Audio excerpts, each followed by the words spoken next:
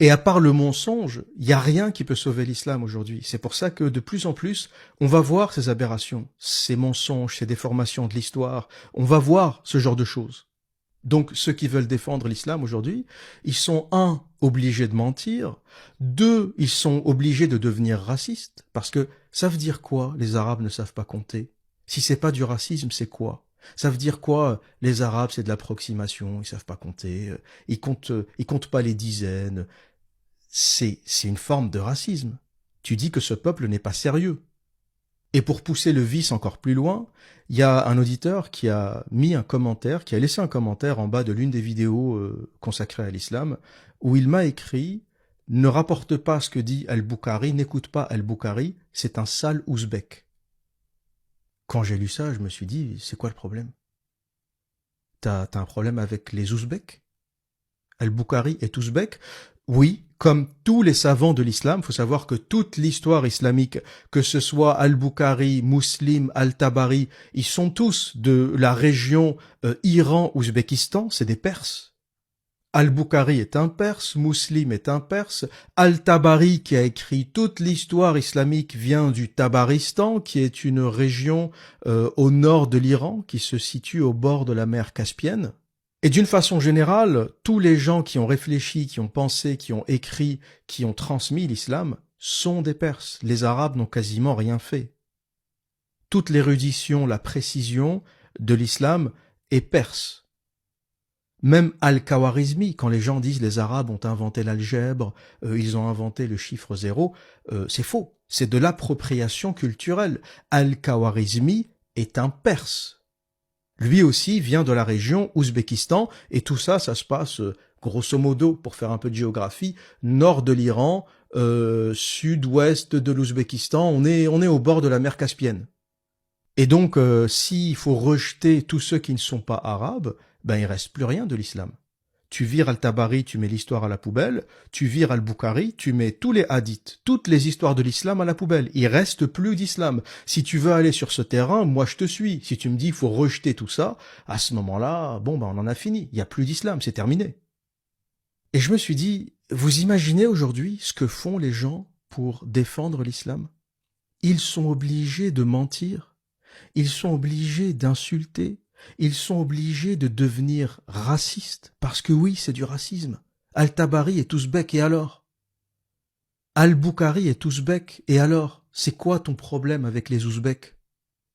Si t'étais un vrai musulman, t'accepterais que tout ce qui est produit par la Oumma, c'est un savoir musulman. Pourquoi tu commences à faire la différence maintenant que ça ne te plaît plus, maintenant qu'on commence à voir des contradictions et des problèmes, tu commences à accuser les autres de ne pas être vraiment ou complètement musulmans parce qu'ils ne sont pas arabes. Donc il y a quoi? Il y a que les Saoudiens qui sont vraiment vraiment musulmans et tous les autres c'est des fraudes. Mais encore une fois, ils sont obligés de faire ça et vous verrez de plus en plus d'attaques contre Tabari, contre Al-Bukhari, contre Muslim. Bientôt, ils vont aussi rejeter Al-Khawarizmi. Ils vont dire c'est un Iranien. Les mathématiques, c'est pas arabe en fait. C'est des Perses. Les Perses, c'est des chiites. Faut pas les écouter. Ils racontent n'importe quoi. Et vous verrez de plus en plus ce genre de choses parce qu'ils n'ont plus le choix. L'odeur du caca est de plus en plus forte. Lorsqu'on ouvre les livres et qu'on voit 21 hadiths qui parlent de pédophilie, c'est plus possible, il n'y a plus d'autre choix.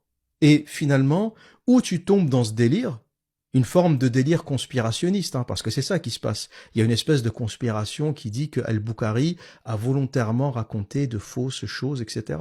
Mais vous comprenez que c'est une forme de fuite.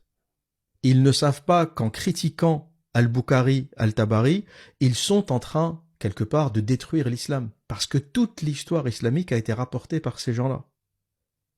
Donc faites-le si vous voulez. Procédez à la destruction de Al-Bukhari, procédez à la destruction de Tabari, mais en agissant ainsi, vous ne le savez pas, mais vous êtes déjà en train de détruire l'islam.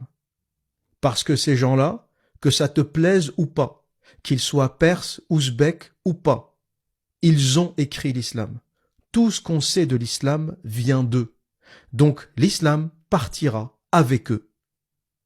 Ce qu'on appelle la sunna a été écrit et rapporté par eux. Ce qu'on appelle l'islam sunnite, qui repose sur la sunna, qui sont donc les habitudes et les pratiques du prophète, ont été rapportés par Tabari, Muslim et d'autres.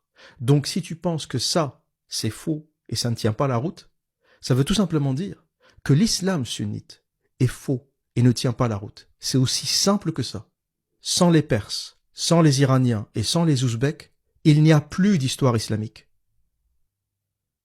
Mais en réalité, ce prof belge, comme beaucoup d'Européens ou de chrétiens qui se convertissent à l'islam, a dû rencontrer une musulmane, et c'est souvent comme ça que ça se passe. Un auditeur m'a dit, et ça m'a beaucoup fait rigoler, lorsqu'un Européen ou un chrétien ou un blanc te dit qu'il s'est converti à l'islam, je lui demande toujours comment elle s'appelle. Tous ceux que vous voyez sur Internet, les pseudos Alex Muslim, Jean Muslim, Jésus musulman, tout ce que vous voulez, en général, ces gens-là ont rencontré une gonzesse qui était musulmane et ils se sont convertis. Ça ne va pas plus loin que ça.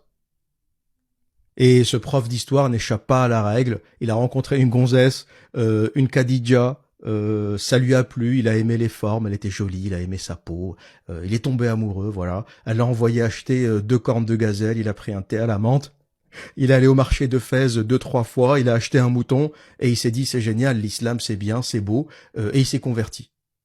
Et puis à un moment, on lui a parlé du problème de la pédophilie lorsqu'il a commencé à annoncer autour de lui « ça y est, je suis converti à l'islam, j'ai fait ma shahada ». Les gens qui savent lui ont dit « tu connais l'histoire de Aïcha, tu sais vraiment ce qui s'est passé ?» Il n'arrivait pas à y croire. Donc forcément, il est tombé dans une forme de dissonance cognitive et pour échapper à ça, il a cru à toutes les histoires qui lui permettaient de se sauver, d'échapper à ça. Parce que lui, étant un humain, je pense pas qu'il est foncièrement mauvais, parce que ça l'a dérangé. S'il était mauvais, ça l'aurait pas dérangé. Il aurait dit oui, et alors? Et alors? Et alors? On épouse des filles de 6 ans, et alors? Qu'est-ce qui t'emmerde? C'est pas du tout le cas. Lui, ça l'a dérangé. Il a dit, je me suis mal senti, surtout dans le contexte de l'affaire Dutroux en Belgique, etc. Donc, il a essayé de trouver une parade qui lui fait accepter l'islam. Et quand il a rencontré cet imam, ce professeur égyptien au Canada, il n'a pas fait de recherche. Le mec qui lui a balancé comme ça, les Arabes comptent pas les dizaines, elle avait 19 ans, il a bouffé. Il a bouffé parce que ça l'a tout de suite conforté dans son dogme. Ça a tout de suite calmé et rassuré sa dissonance cognitive. Il a dit c'est bon, je mange, miam miam, ça me suffit. Tu lui dis, Hadith 1422, va lire, Aïcha elle-même, la petite, elle te dit, j'avais 18 ans quand il est mort, et j'avais bien 6 ans quand il m'a épousé, ou plutôt 7 ans, et 9 ans quand il a consommé le mariage. Il va te dire, non, c'est bon, le professeur canadien, il m'a dit 19 ans, c'est 19 ans. C'est ça qui se passe, en fait. La dissonance cognitive est immense, et encore plus pour ceux qui sont nés dans l'islam. Parce que quand tu t'es converti, bon, c'est pas vraiment en toi, tu vois, c'est pas quelque chose que t'as depuis la naissance. Mais quand t'es musulman de naissance et que t'as grandi dans ça et que toute ta vision du monde est façonnée par ça, imaginez la violence. Imaginez la violence et j'ai pas fini. Là, c'est que le début du podcast. Je vous ai pas raconté la suite. Et finalement, le niveau de spiritualité de ces nouveaux convertis, les gens musulmans, Alex Muslim, Jésus Muslim, machin, leur niveau de spiritualité est au niveau de la sensibilité du clitoris de leur ourti musulmane. C'est de ce niveau-là. Tout ce qu'ils vous racontent du genre « ouais, j'ai lu un verset et je suis tout de suite tombé sous le charme, j'ai lu une sourate, ça m'a convaincu de la divinité d'Allah », c'est bidon. C'est bidon. T'as rencontré une meuf, fallait te convertir parce que sa famille, parce que la culture, point. Et à la limite, ça me dérange pas. Je suis pas en train de vous dire que c'est pas bien d'épouser des musulmanes. Épouse qui tu veux. Moi, je suis un libéral, La gonzesse te plaît. Faut te convertir pour que ses parents te foutent la paix. Fais-le. Mais ne viens pas me raconter de salade. Ce qui me dérange, c'est pas le fait d'épouser une musulmane. Fais ce que tu veux. Demain, si je rencontre une musulmane qui me plaît, qui fait bien la cuisine, ça me dérangerait pas. Tu vois, c'est pas un problème. Et même s'il faut faire le fourbe, dire à sa famille que je me suis converti, j'en ai rien à branler. Si pour que le père ne me casse pas les couilles, faut que je lui dise oui, bismillah, hamdoulillah, donne, apporte le couscous. Je peux le faire, c'est pas un problème. Du moment que la gonzesse me plaît et que j'ai envie de faire ma vie avec, c'est pas un sujet. Allahu Akbar, quand il me dit faut venir à la mosquée, je vais lui dire non, j'ai peur d'attraper le Covid. Et voilà, tu passes ta route. Mais ce qui me dérange, moi, c'est l'hypocrisie. C'est quand